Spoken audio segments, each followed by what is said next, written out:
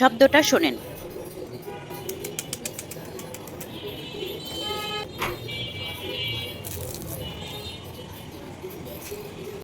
শীত পড়তে না পড়তেই আজকে সন্ধ্যার সময় বাচ্চাদের ফুলকপি দিয়ে পাকোড়া বানিয়ে দিয়েছি। ফুলকপিটা হালকা একটু ভাপ দিয়ে এখানে চালের গুঁড়ি, পেঁয়াজ, রসুন এবং আদা বাটা একসাথে মিক্স করা ছিল। এটা দিয়ে দিলাম ২ টেবিল চামচের মতো।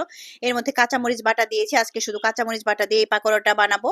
আর দিয়েছি বেশ কিছু ধনেপাতা কুচি। এখানে ধনিয়ার গুঁড়া, জিরার গুঁড়া এবং গরম মসলার গুঁড়া দিয়েছি।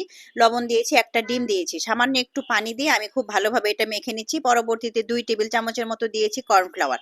আর এটা দেওয়ার জন্য এই পাকোড়াটা আরো বেশি ক্রিস্পি হয়েছে। ডুবো তেলের মধ্যে সবগুলো পাকোড়াই আমি একটা একটা করে এই ব্যাটারে চুবিয়ে ভেজে নিচ্ছিলাম।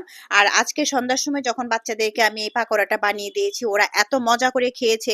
আমি যেয়ে দেখি আমার নিজের জন্যই রাখিনি, বাচ্চারা এতটা মজা করে খেয়ে ফেলেছে। আসলে বছরের প্রথম দিকের খাবারগুলো যত মজা হয়, পরবর্তীতে অতটা মজা হয় না। যদিও আমি বেশ কয়েকবার বানাবো, কিন্তু আজকেরটা অন্য রকমের মজা হয়েছিল। সবাই মিলে খুব মজা করে চা দিয়ে এটা খেয়েছি। ধন্যবাদ।